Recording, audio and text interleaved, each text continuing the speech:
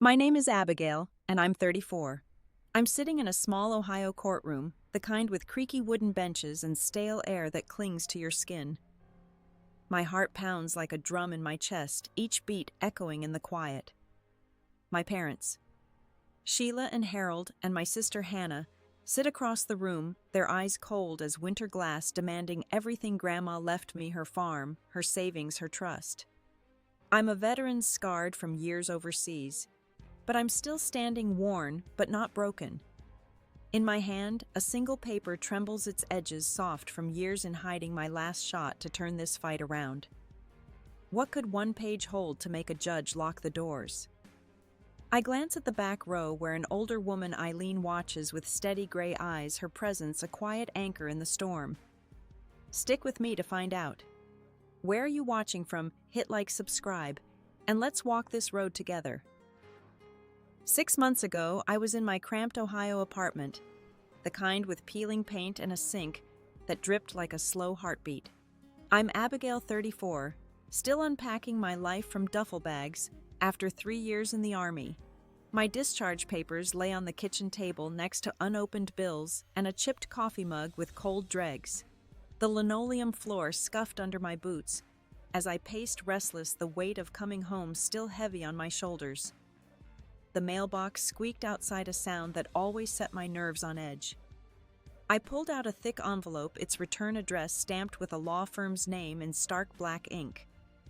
My stomach twisted, a familiar knot from nights scanning desert horizons. I tore it open, expecting a debt notice, maybe a utility shutoff, but it was worse. My parents, Sheila and Harold, were suing me. They wanted Grandma's entire estate, the farm where I'd spent childhood summers, the savings she'd tucked away for me when she passed last year. Their lawyer's letter called me unstable, a veteran with PTSD who couldn't be trusted with money. My hands shook as I read the words, blurring like rain on a windshield. Unstable me. The daughter who hauled their groceries, who saluted the flag, who came home broken but still breathing. I sank onto the couch, its springs groaning under me. Grandma's farm wasn't just land, it was her heart. Her stories of picking apples with us kids, her late-night talks about courage over cups of chamomile tea. She'd whispered to me before she died, her voice frail but fierce, that the farm was mine to protect, a place to root myself after the chaos of war. Now my own parents were clawing it away, their words slicing through the trust I'd clung to. I dialed Sheila, my fingers fumbling, hoping this was some clerical error. Her voice cut through the phone, sharp as a blade. Abigail, you're not well. You can't handle that kind of money. We're doing this for your own good. For my own good. The words burned. I'd survived deployments, roadside bombs, nights where sleep was a ghost. But to her, I was a problem to be fixed, a liability in their tidy world. I hung up my chest so tight it hurt to breathe. My phone buzzed again, a text from Hannah lighting up the screen. You're stealing my future, Abby. That money was supposed to help me start my business. Why do you always ruin everything? Her words hit like a fist, knocking the air from my lungs. Hannah, my little sister who used to braid my hair with clumsy fingers, who'd crawl into my bed during thunderstorms, her small hands clutching mine. We hadn't spoken much since I got back, my scars and silences building a wall between us. But I thought she understood. Apparently not. I crossed the room, my steps heavy, and stopped at the fridge. An old photo was pinned there, me and Hannah at Grandma's farm. Maybe 10 and 7, our faces smeared with blackberry juice, laughing under a summer sky so blue it hurt to remember. How did we get here? I pulled the photo down, tucking it into a drawer, its joy too sharp to face. The next day, I walked to the corner store, needing to clear my head. My boots scuffed the cracked sidewalk, the same boots that had carried me through sand and dust overseas. The spring air was warm, but it felt wrong, like it didn't belong to me. Curtis, my neighbor, was outside tinkering with his old Chevy, his hands stained with grease. He was a wiry guy, maybe 60, with a quiet kindness that didn't ask for thanks. He glanced up, saw my face, and frowned. You okay, Abby? His voice was rough but warm, like gravel smoothed by a river. I shrugged, not ready to spill my mess. But he kept looking his eyes, seeing the weight I carried, the way my shoulders slumped under it. Car's been acting up, hasn't it? Bring it by tomorrow. I'll fix it no charge. His offer was a small light cutting through the fog. I knotted my throat tight and kept walking, the envelope's words still burning in my mind. Back home, I sat at the kitchen table. The letter spread out like a map to a place I didn't want to go. The legal jargon swam before me: fiduciary responsibility, mental incapacity. They were using my service, my struggles against me, turning my survival into a flaw. I thought of Grandma's hands calloused from years of kneading dough and tending fields, signing that will to give me a future. Now my family wanted to erase it, to rewrite me as someone who didn't deserve it. I tossed the letter aside, my mind racing a storm of anger and doubt. I wasn't unstable, but their words planted seeds of fear, cold and heavy. What if they were right? What if I wasn't enough? The room felt smaller, the walls pressing in, and I knew this was just the beginning of their war against me. The next morning I met Natalie at a coffee shop down the street, the kind with mismatched chairs and a faint smell of burnt espresso that clung to the air. My hands were still shaky from Hannah's text, but I forced myself to sit tall to look like I had some fight left. Natalie, my friend since high school, was a paralegal now, her blazer crisp, her eyes sharper than ever. I slid the lawyer's letter across the scarred wooden table, its edges creased from my grip. She scanned it, her brow furrowing deeper with each line, her pen tapping a nervous rhythm. "Abigail, this is bad," she said, her voice low, like she didn't want the words to carry. "They've got a big firm behind them. Gregory, their lawyer, he's ruthless. He's building a case that you're too unstable to manage the estate." My stomach dropped like I'd missed a step in the dark, the ground vanishing beneath me. "They can't just take it, can they?" I asked, my voice smaller than I wanted, betraying the fear I tried to hide. Natalie leaned forward, her coffee untouched steam curling up like a ghost. "They're using your VA records, Abby. Your PTSD diagnosis, therapy notes, all of it. They got access somehow without your permission." The words landed like a grenade, sharp and shattering. My medical records, those private sessions where I'd spilled my nightmares, the panic attacks that hit me in grocery stores, the guilt over comrades I couldn't save. That was mine. Sacred, not theirs to twist into a weapon. I gripped the table, my knuckles white, my nails digging into the wood. "How could they do that?" I whispered, my voice barely holding together. Natalie shook her head, her eyes soft but helpless. "I don't know, but it's legal if they claim it's for your safety. They're painting you as a liability, someone who can't be trusted with anything." The coffee shop buzzed around us, waitresses calling orders, cups clinking, but I felt like I was underwater. Sounds muffled, the world distant. A barista, Tessa, bumped into our table, spilling coffee across my sleeve, the dark liquid soaking through. "Oh, I'm so sorry," she said, her face flushed as she mopped it up with a rag. She looked exhausted, her apron stained her eyes, carrying a weight I recognized, like she was fighting her own battles. "It's fine," I said, forcing a smile, though my mind was miles away. She hesitated, then added, "I'm raising my kid alone, so I get clumsy when I'm stressed." "You okay?" Her honesty caught me off guard, a stranger seeing through the mask I wore. I nodded, but my thoughts were tangled in Natalie's words, the violation of my privacy, cutting deeper than I could say. I walked home, the spring air too warm pressing against my skin like an unwanted touch. Curtis was outside again, polishing his truck, the cloth moving in slow, deliberate circles. He waved me over his face, serious, his eyes searching mine. "Saw something odd yesterday," he said, wiping his hands on a rag, the smell of polish sharp in the air. "Your sister's car was parked outside that fancy law firm downtown. Not just once either." My heart sank deeper, a cold weight settling in my chest. Hannah wasn't just following our parents' lead. She was in deep, maybe even driving this knife into my back. I thanked Curtis, my voice barely a murmur, and headed inside. My apartment felt like a cage now, the walls lined with memories I couldn't escape, the letters' words echoing like a taunt, unstable, incapable. They were trying to erase me, to make me nothing. I sat at my kitchen table, the letter staring back its ink a challenge. I pulled out my journal, the one I'd started keeping after the VA group, its pages already heavy with my fears. My pen scratched the paper, spilling out anger, confusion, a flicker of doubt. Was I really unfit? Had the war broken me in ways I couldn't see? The questions clawed at me, but beneath them a spark flickered, faint but stubborn. Grandma had believed in me, seen strength where others saw cracks. I closed the journal, my resolve hardening like clay in the sun. This wasn't over, but the betrayal was sinking in sharp and cold, and I knew it was about to get worse. I drove to my childhood home the next week, my hands tight on the wheel, the hum of the engine a steady pulse. I'm Abigail, 34, and the house still looked the same, white siding faded by years, a sagging porch where we'd once played cards, the oak tree where Hannah and I used to swing its branches now heavy with spring leaves. I knocked my heart thudding like it did before patrols overseas, each beat a warning. Sheila opened the door, her face hard as stone, not even a hello. "What do you want, Abigail?" she asked. Her voice clipped like I was a stranger interrupting her day. I swallowed my throat dry, trying to keep my voice steady. "Can we talk?" "About the lawsuit, the farm." She stepped aside, but her eyes said I wasn't welcome, her posture rigid like a gate slammed shut. Inside, the air smelled of lemon polish and old arguments, the kind that linger in the walls.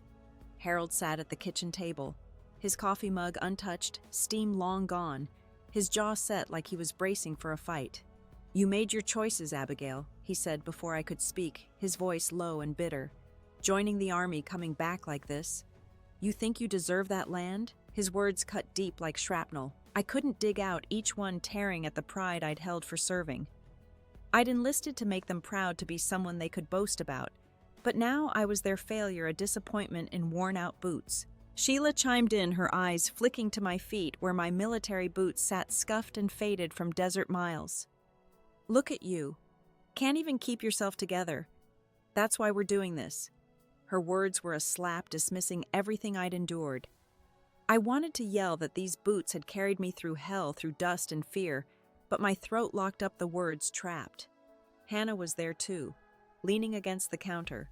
Her arms crossed, her nails painted a sharp red. She looked older, sharper, her eyes avoiding mine, fixed on the linoleum floor. "It's not personal, Abby," she said, her voice ice like she'd rehearsed it. "That money's my chance to build something real, my startup. You're just sitting on it, doing nothing." I stared at her, my chest aching, a raw pain spreading. This wasn't just about money. It was about erasing Grandma's trust in me, her belief that I could carry her legacy. "You think I'm nothing?" I asked, my voice breaking a crack in the armor I'd tried to hold. Hannah shrugged her lips, a thin line. "You're not exactly proving otherwise." The room tilted, their words piling on like weights I couldn't lift, each one heavier than the last. I noticed Grandma's quilt, the one she'd sewn with scraps of our old clothes, crumpled in a corner like discarded trash. It was hers, ours, a patchwork of love, my first sundress. Hannah's favorite scarf now tossed aside like it meant nothing. I wanted to grab it, to hold it close, to feel her warmth again, but Sheila stepped in front of me, her eyes narrowing. "You should go," she said, her tone final like a door slamming shut. I left, my hands shaking so hard I fumbled my keys, the metal cold against my skin. As I drove away, I saw Renee, our old family friend, watching from her porch across the street. She waved, but her smile felt off, too tight, like she knew more than she let on. Later, Curtis told me Renee had been talking to my parents' lawyer, feeding him details about my visit, my words, my desperation. Another betrayal, smaller but sharp, like a splinter under my skin. I sat in my car outside my apartment, the engine ticking as it cooled, the streetlights casting long shadows. My family wasn't just fighting me. They were rewriting who I was, turning my strength into weakness, my service into shame. I'd survived war, walked through fire, but this was a different kind of battle, one where love turned to venom. My phone buzzed, a message from Natalie. Renee's working with them. "Be careful." I closed my eyes, anger and hurt twisting inside me, a storm I couldn't outrun. I knew this was only going to get uglier, and the weight of it pressed harder, threatening to pull me under.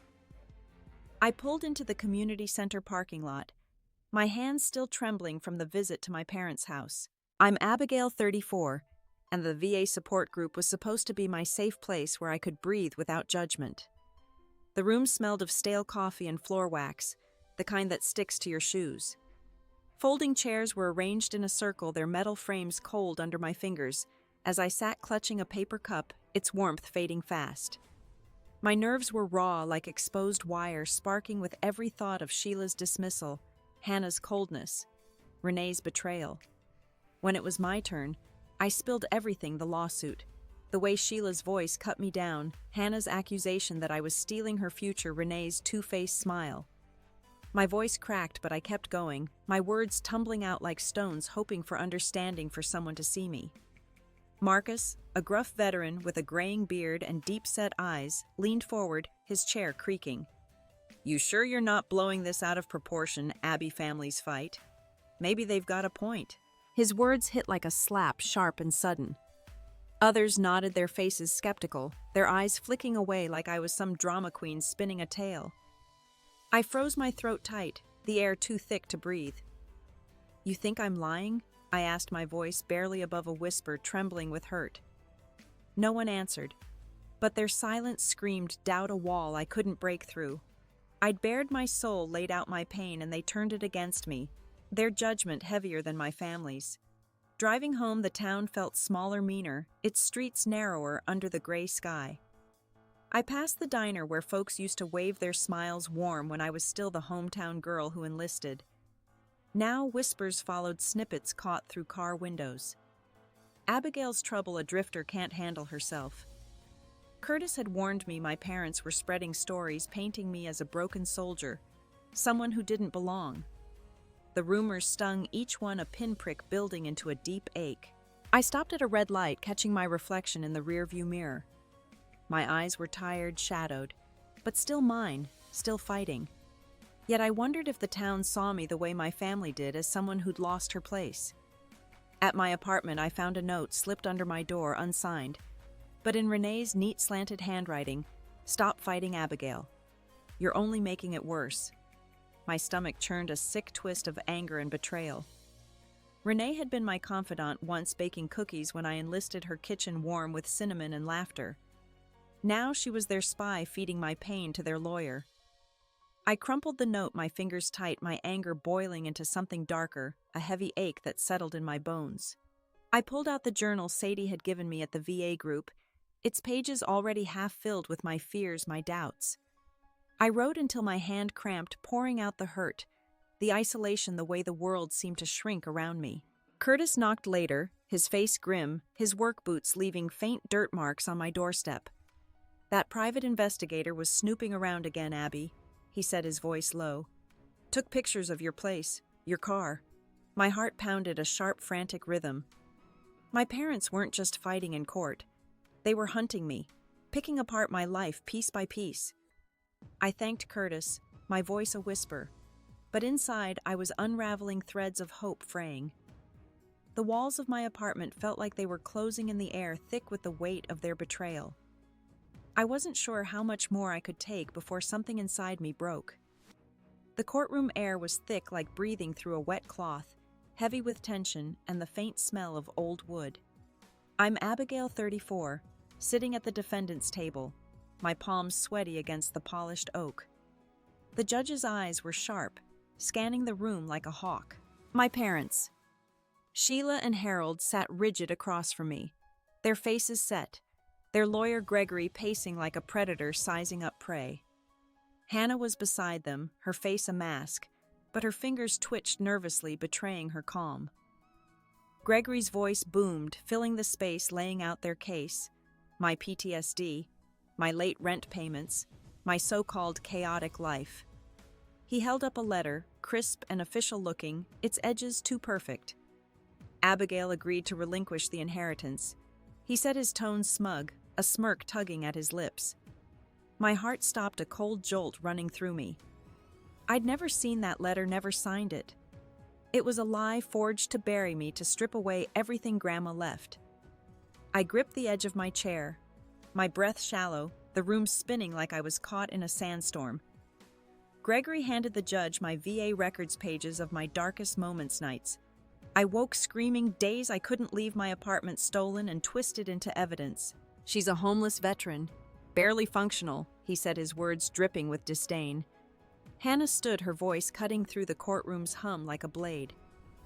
She's just a homeless veteran, she shouted, her words echoing like a gunshot, sharp and final. The crowd murmured, their eyes on me, judging, pitying, some nodding like they believed her.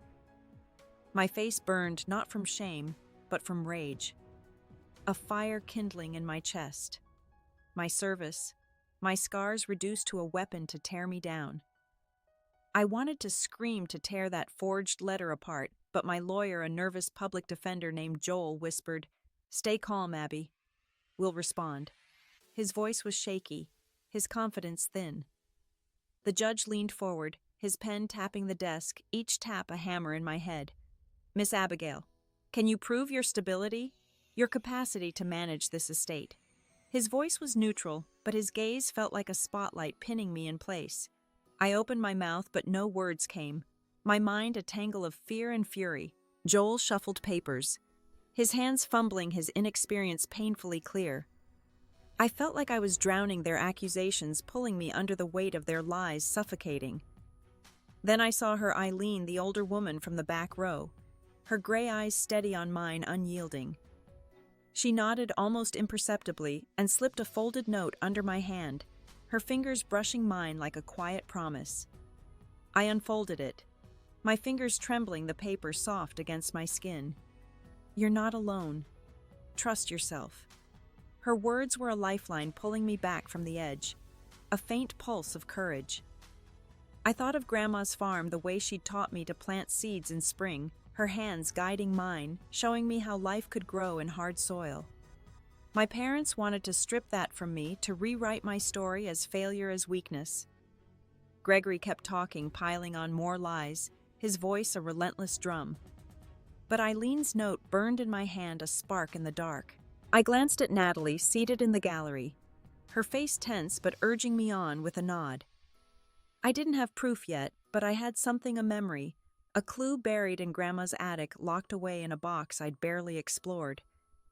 My heart pounded, a mix of fear and defiance, my breath catching. This wasn't over, but the lies were suffocating, and I was one breath away from breaking. My pulse hammered in my ears as I clutched Eileen's note, its edges digging into my palm, grounding me. I'm Abigail, 34, and the courtroom felt like a battlefield, every word a bullet, every glance a wound. Gregory stepped closer to the judge, his voice dripping with confidence, his suit pristine against the worn wood of the bench. "We have witnesses," he said, gesturing to the gallery with a flourish. Renee stood, her smile tight, her heels clicking as she took the stand.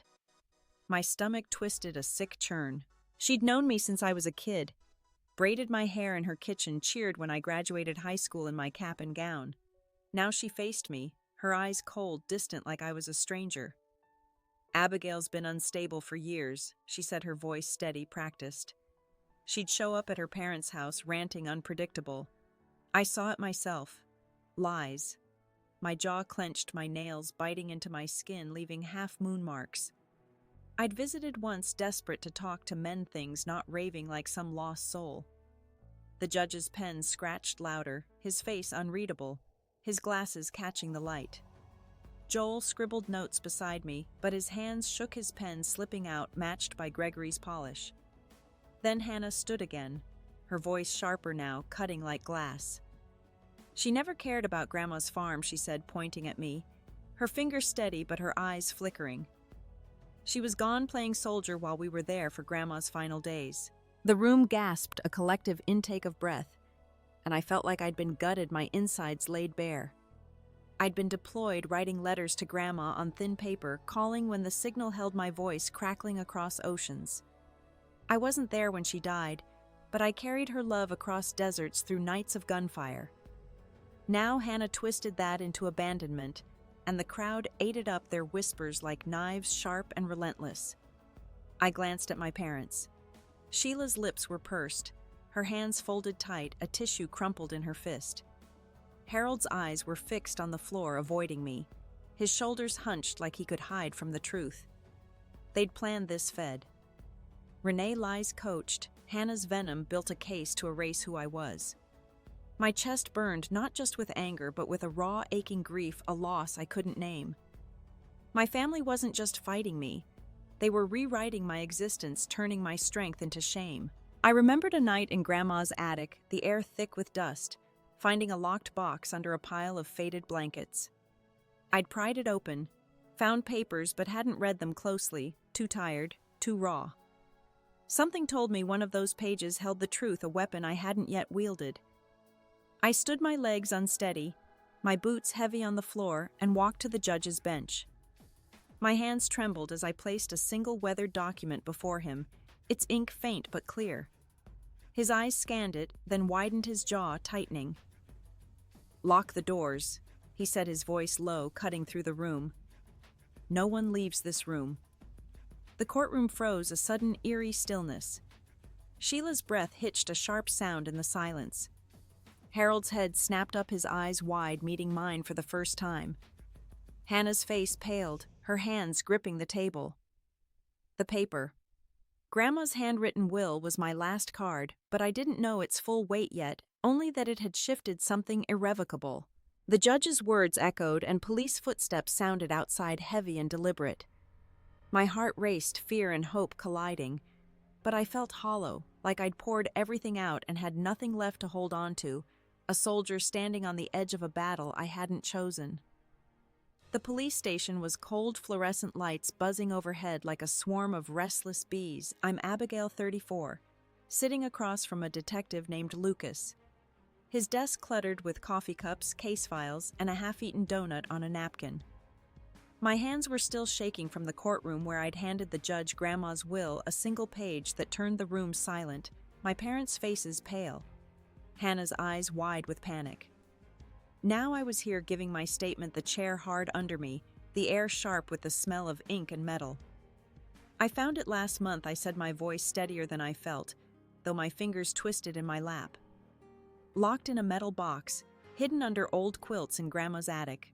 It's her handwriting, dated before she got sick, clear as day." Lucas nodded, his eyes kind but sharp, like he'd seen too many stories like mine, each one leaving a mark. I recounted how I'd climbed the attic stairs after a sleepless night, the wooden steps creaking under my weight, the air thick with the musty scent of forgotten things. I'd been driven by a gut feeling, a whisper from Grandma's memory urging me to look deeper. The box was heavy, rusted, its lock brittle under my screwdriver.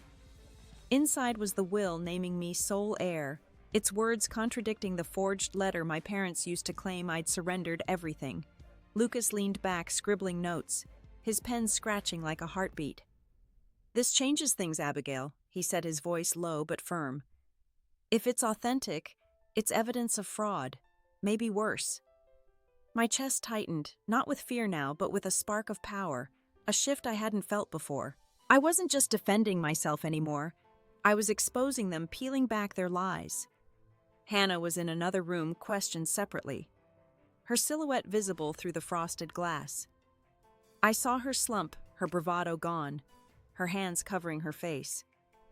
An officer had pulled me aside earlier, his voice quiet, saying she'd admitted to signing the fake letter, pressured by Sheila and Harold, their promises of money for her startup dangling like bait. Her betrayal still burned a sharp pain in my ribs, but seeing her crack felt like a small victory, bitter but real. "She's scared," Lucas said, glancing at the glass, his eyes softening for a moment. "Says your parents pushed her into it, promised her a cut for her business." I shook my head, the ache in my chest flaring, a mix of sorrow and anger. My sister, my little shadow, who once followed me through Grandma's fields, had sold me out for a dream they fed her, a future built on my ruin. Lucas paused, his pen still, and shared a story of his own, his voice low, almost reluctant. "Lost my family to greed too," he said, his eyes distant. "My brother fought me over our dad's shop, cut me out. We never spoke again." His honesty caught me off guard, like a hand reaching out in the dark, a reminder that pain like this wasn't mine alone. I nodded, grateful, but my mind was on the fight ahead, the next steps I'd need to take. I left the station, the night air sharp against my skin, cutting through the fog of the day. Curtis was waiting outside his truck, idling its headlights, casting long beams across the lot. "Heard what happened," he said, his voice gruff, his hands stuffed in his pockets. "I saw your parents lean on your grandma years back, twisting her arm about that farm trying to get her to sign things. I'll tell the cops if you need me." His offer landed like a lifeline, steadying me against the storm. Back home, I sat at my kitchen table. The will spread out before me, its ink faded, Grandma's words clear her trust in me, unwavering, a beacon through the haze. I wasn't broken, not the way they claimed, not the way they wanted the world to see. I picked up my phone, hands steady now, and called Natalie. "I need a lawyer, a good one," I said, my voice firm, a vow taking shape. "I'm done letting them define me." The words were a line drawn in the sand, a declaration that I was stepping into this fight not as a victim, but as someone with something to prove. I hung up the silence of my apartment wrapping around me, not heavy now, but expectant like the quiet before a dawn. I sat in my dim apartment, the clock ticking past midnight, a single bulb casting shadows that danced across the walls. I'm Abigail, 34, and the weight of the day clung to me like damp clothes, heavy but familiar. Natalie had connected me with Jocelyn, a lawyer, with a reputation for cutting through lies like a blade through cloth. I met her at a diner, the kind with sticky tables and the smell of fried eggs lingering in the air. My last savings were crumpled in my pocket, barely enough to cover her retainer, but I handed them over, my fingers brushing the bills with a mix of fear and resolve.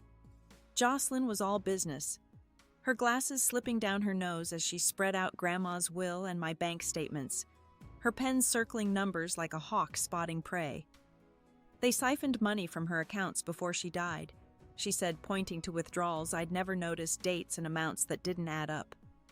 "We can prove fraud, Abigail, but it's a fight, a long one." I nodded, my jaw tight, my heart steady.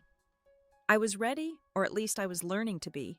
I spent hours that week digging through old emails, my laptop screen glowing in the dark, my eyes burning from lack of sleep.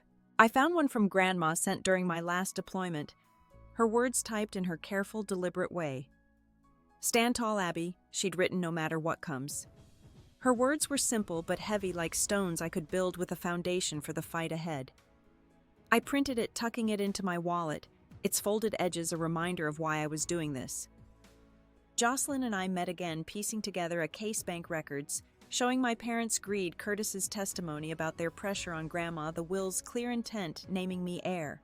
Each step felt like shedding a skin I'd outgrown, the one that let my family's words define me, that let their lies take root. I saw Tessa, the barista at the coffee shop, later that week. She was wiping down tables, her ponytail fraying from a long shift, her hands moving with a tired rhythm. "Heard you're fighting your family," she said, pausing, her rag still in hand. "I stood up to my ex once, left him with nothing but my name on a restraining order. You're stronger than you think." Her words, raw and real, settled into me like a seed finding soil. I wasn't alone in this kind of battle, this fight to reclaim yourself. I thanked her, my voice quiet, but her story lit something inside me. A fire I hadn't felt in years, warm and fierce. Hannah called that night, her voice shaky through the phone, the static crackling like her nerves. "Abby." "I'm sorry," she said, the words rushed, spilling out. "I didn't mean for it to go this far. Can we talk?" I gripped the phone, my heart twisting, a tug between the sister I loved and the one who'd betrayed me. Part of me wanted to forgive her, to pull her back into my life, to rebuild what we'd lost. But the forged letter flashed in my mind, her courtroom scream, "She's just a homeless veteran," echoing like a wound that hadn't healed. "Not now, Hannah," I said, my voice firm, cutting through the static. "You chose your side." I hung up my hands steady, no longer trembling, the silence in the room, a choice I'd made. I stood at my window, the street below, quiet, except for a distant dog barking, its sound faint against the night. The stars were out sharp and countless, like they were watching me. I thought of Grandma's farm, the way the fields stretched wide under open skies, waiting for me to claim them, to make them mine. I wasn't the broken veteran they painted, the failure they wanted the world to see. I was Abigail, the woman who'd survived wars both overseas and at home, who'd carried her scars and kept walking. I turned from the window, my steps deliberate, and picked up Jocelyn's business card, its edges worn from my fingers. My fight wasn't over, but I was done hiding. I set the card down, my eyes fixed on it, knowing I'd chosen my path, a road I'd walk with my head high. The courtroom was quieter this time, the air heavy with anticipation, the kind that presses against your skin. I'm Abigail, 34. Sitting straighter now, my hands steady on the table, the wood cool under my fingers. Jocelyn stood beside me, her briefcase open, papers neatly stacked, her posture calm but unyielding. Across the room, Sheila and Harold sat stiffly, their faces drawn lines deeper than I remembered. Hannah's eyes darted nervously, her fingers twisting a bracelet, a nervous tick I hadn't seen since we were kids. The judge flipped through Grandma's will, the one I'd placed on his desk weeks ago, its pages crinkling in the silence. Jocelyn began, her voice clear, cutting through the tension like a clean blade. She laid out the evidence bank statements showing my parents' unauthorized withdrawals from Grandma's account, dates and sums that painted a clear picture of greed. Curtis's sworn statement about their pressure on her years back, his words plain but damning. Each piece landed like a stone, shifting the ground beneath them, the room tilting in my favor. Sheila's lips tightened, her fingers twisting a tissue into knots, her eyes fixed on the table. Harold stared at his shoes, his usual bluster gone, his shoulders slumped like a man who'd lost his footing. Jocelyn held up a ledger, her tone sharp but calm, unwavering. These transactions, dated before Mrs. Thompson's death, were hidden from Abigail, the rightful heir. She said her words measured each one a weight. The gallery stirred, whispers rippling like wind through dry grass, soft but persistent. I caught Renee's eye in the crowd. She looked away, her face pale, her hands clasped too tightly. The judge's expression hardened, his pen still, his glasses reflecting the courtroom's dim light. "This is serious," he said, his voice low, cutting through the room like a gavel's echo. "Fraud is a criminal matter." Hannah shifted her chair, scraping the floor, a sharp sound in the quiet. Jocelyn turned to her next, presenting a signed affidavit from the police station, its pages crisp and official. Miss Hannah admitted to forging a letter under her parents' direction. She said, her voice steady, letting the truth speak for itself. The crowd gasped a collective breath, and Hannah's head dropped, her hands covering her face, her shoulders shaking. I felt a pang, not triumph, but a hollow ache, a grief for the sister I'd lost somewhere along the way. The judge called for order, his gavel sharp, its sound final. He looked at me, his eyes softening for a moment, a flicker of respect. "Miss Abigail, you've shown resilience," he said, his voice carrying a warmth I hadn't expected. "A true soldier." His words caught me off guard, a rare light in this cold fight, a validation I hadn't known I needed. Outside after the hearing, the sky was gray, heavy with coming rain, the air thick with the promise of a storm. Natalie met me by the courthouse steps, her face lit with cautious hope, her coat pulled tight against the wind. "You did it, Abby," she said, gripping my arm, her fingers warm through my sleeve. "The judge is leaning your way. The farm's yours." I nodded, but my chest felt tight, not with relief but with the weight of what I'd lost. My parents faced charges now, their legacy tainted, their names whispered in town with a different tone. Hannah had been offered a plea deal, but only if she testified against them, a choice that would break what little was left of us. I saw her leaving, her shoulders hunched, her steps hurried, avoiding my gaze as she slipped into a car. The victory was mine, but it tasted like ash, bitter and dry. I drove to a park nearby, needing air, the kind that didn't feel like it was pressing me down. The swings creaked in the wind, empty and lonely. Their chains rusted from years of rain. I sat on a bench, pulling my jacket tight, the fabric worn but warm. The judge's words echoed, calling me a soldier, but I felt like a survivor of a different war, one fought in quiet rooms and sharp silences. My family's betrayal had carved deep scars ones no court could heal, no ruling could erase. The farm was safe. But what came next? I closed my eyes, the silence around me, heavy, my heart caught between relief and a grief I couldn't name, a longing for a family I no longer knew.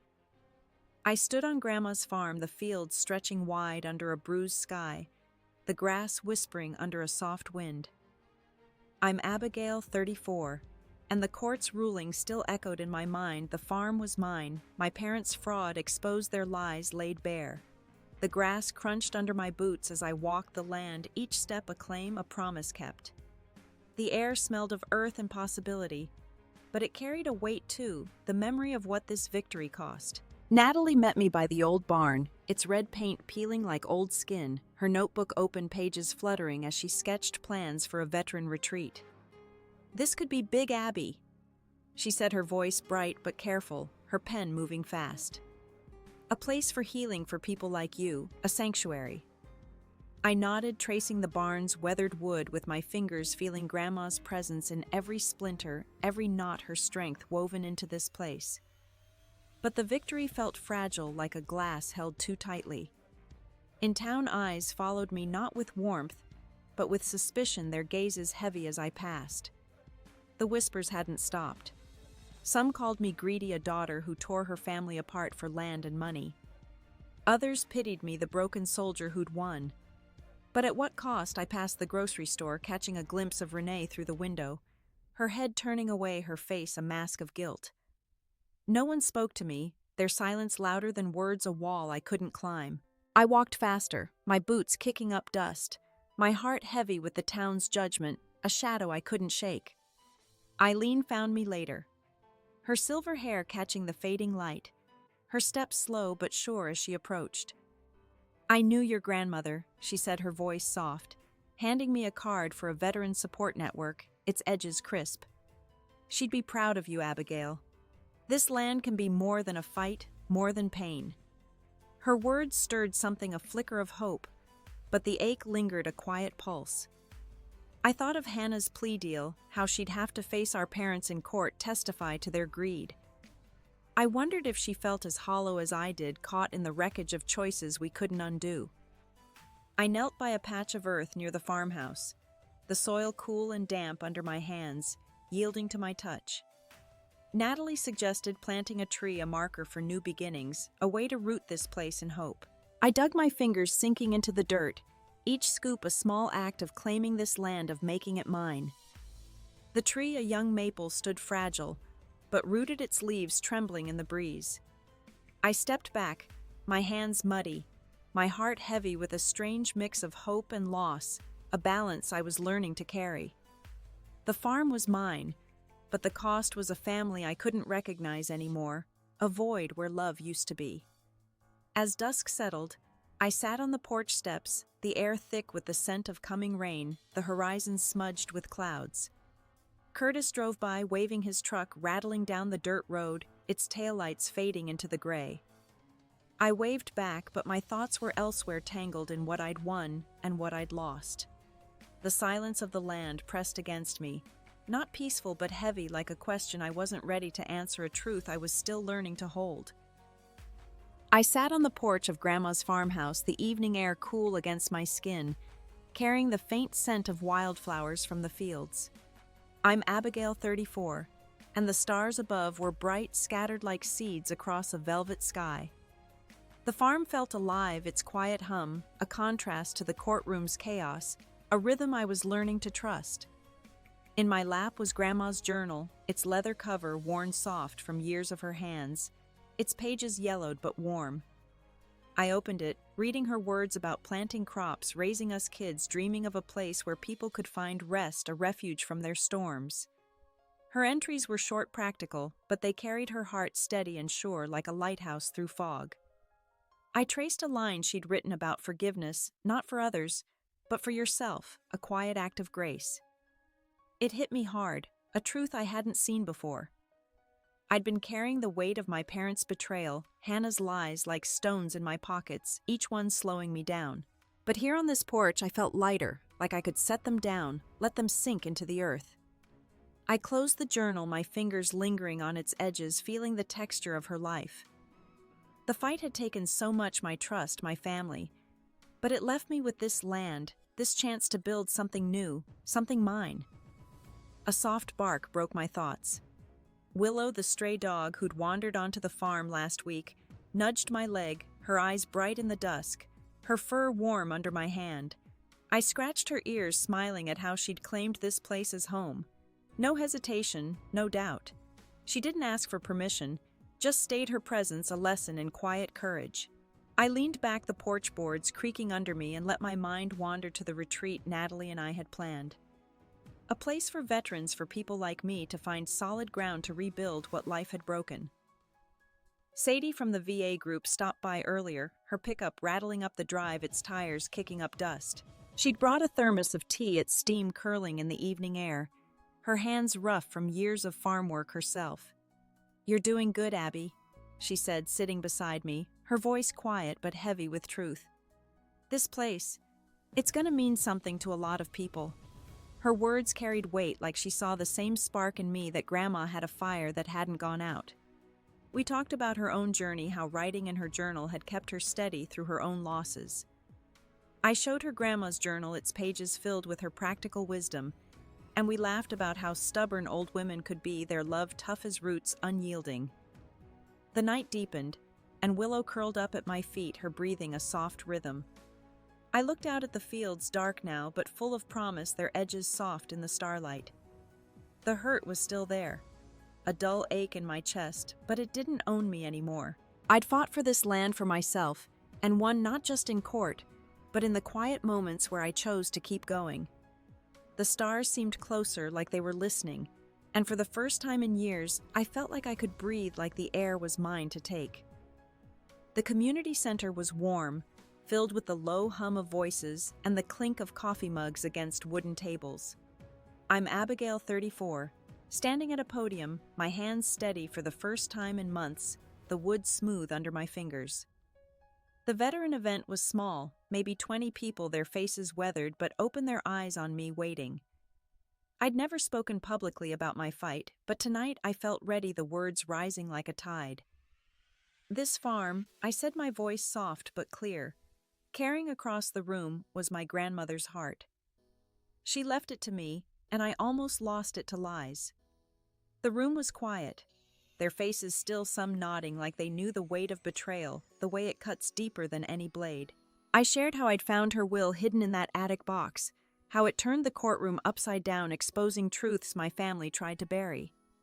Not to boast, but to show what it meant to keep going, to fight when the world tells you you're nothing. A woman in the back, her hands scarred like mine, wiped her eyes, her tears catching the light. It wasn't just my story. It was theirs too, a thread connecting us. Eileen approached, after her smile gentle, her eyes bright with pride. "There's a grant for your retreat," she said, handing me a folder, its weight solid in my hands. "It's a start, Abigail." I took it, my fingers brushing the paper, feeling the possibility it held a seed of something bigger. Driving back to the farm, I passed fields silvered by moonlight, their edges soft and endless. The road was empty, the world still, the hum of my engine a quiet companion. I thought of my parents, their trial looming, and Hannah silent. Since her plea deal, her name a weight I carried lightly now. The hurt hadn't vanished, but it was quieter, like a bruise fading under careful touch. I didn't need their approval anymore, didn't need their version of me. I pulled over, stepping out to feel the night air cool and clean against my face. Grandma's scarf, soft and frayed, was tucked in my coat, its threads worn from years of her warmth. I wrapped it around my neck, its weight like a hug, a reminder of her strength, her quiet way of moving forward. Back at the farmhouse, I lit a single candle, its glow soft against the dark casting flickers on the walls. Willow slept by the door, her breathing steady, a small anchor in the quiet. I sat at the kitchen table, the grant folder unopened, its presence enough for now. I didn't need to read it yet. Just holding it was a promise, a step forward. The fight had carved me into someone new, someone who could stand without breaking, who could build without fear. The candle flickered, casting shadows that danced like memories, gentle and fleeting, and I let myself rest, the quiet wrapping around me, like a promise I'd keep.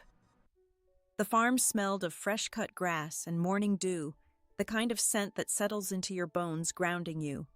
I'm Abigail, 34, and I stood in the field watching a handful of veterans walk the paths we'd cleared for the retreat, their steps tentative but sure. It was early days, just a few cabins and a dream, but their laughter carried across the open land soft and real, like a song I was learning to hear. I'd spent months turning Grandma's farm into this, a place where people like me could find a moment to breathe to rebuild what life had taken. Every nail I hammered, every plan I sketched, felt like stitching myself back together, each act a small defiance against the pain I'd carried. I leaned against a fence post, my coffee mug warm in my hands, its steam curling in the cool air. The sunrise painted the sky in soft pinks, a gentle glow that felt like a gift. I thought of how far I'd come from the courtroom's cold weight to this open field. The memory of my parents' cold stares, Hannah's betrayal, lingered like shadows, but they were softer now, not chains, but echoes. I'd framed Grandma's letter, the one urging me to stand tall, and hung it in the main cabin, its words a quiet anchor. It wasn't just a decoration. It was a promise I'd kept, a vow to myself and to her.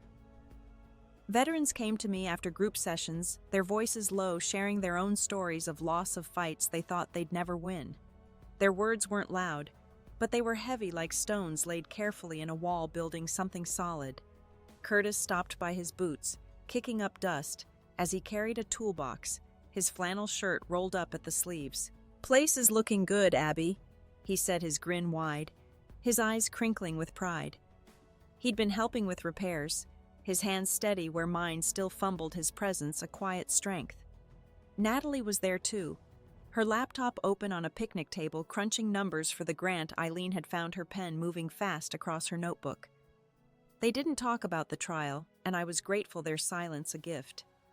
The farm was my answer to all that hurt, a way to build, instead of break, to create something that mattered.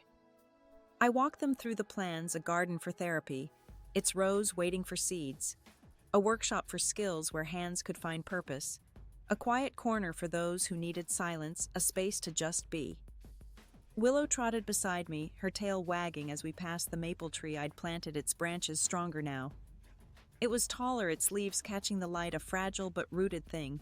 I paused, resting my hand on its trunk, feeling the rough bark under my fingers, its texture a reminder of growth. This land had held Grandma's dreams, her quiet hopes, and now it held mine, a place to start again. The ache of my family's betrayal hadn't vanished, but it was softer, like a scar you only notice when you look too long, a mark of survival. I turned back to the group, their voices a gentle hum, and felt something settle in me, a quiet I'd fought hard to find, a peace I was learning to trust. The evening settled over the farm, the air cool and thick with the scent of pine, a whisper of the forest nearby. I'm Abigail, 34, and I sat in the main cabin, a small fire crackling in the hearth, its warmth pushing back the night. The veterans had left, their voices fading into the darkness, leaving me with a quiet that felt earned, like a breath after a long climb. A letter had come that morning, Hannah's handwriting on the envelope, its lines shaky but familiar. She apologized, asked to meet to rebuild what we'd lost. I read it twice, my fingers tracing her words, each one a tug at the past. But I set it aside unopened, not out of anger, but because I needed to protect this piece I'd built, this fragile new beginning.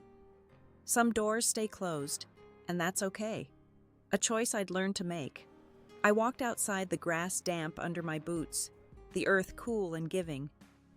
The stars were sharp, like they held answers I didn't need to ask for anymore, their light steady above the fields. I'd spent so long fighting, first in the desert where every step was a gamble, then in court proving I wasn't broken, wasn't the failure they claimed. But the real fight was inside, learning to let go of their version of me, their lies that tried to define my worth. I wasn't just a veteran or a daughter. I was Abigail, whole in my own way, scars and all. That was Grandma's gift, not just the farm, but the belief I could carry, it could build something lasting. Eileen's words echoed about building something bigger than pain, something that could hold others up. Tessa's story of standing up to her ex. Curtis's steady hands fixing what was broken, Natalie's loyalty through every storm they showed me. Family isn't always blood. It's the people who see you, who stay, who stand beside you when the world feels heavy. I learned that strength isn't loud, isn't a shout or a fist. It's showing up day after day, choosing to plant seeds, even when the ground feels hard, unyielding. We all carry wounds, some visible, some buried deep, but we can choose what grows from them, what we build with the pieces left behind.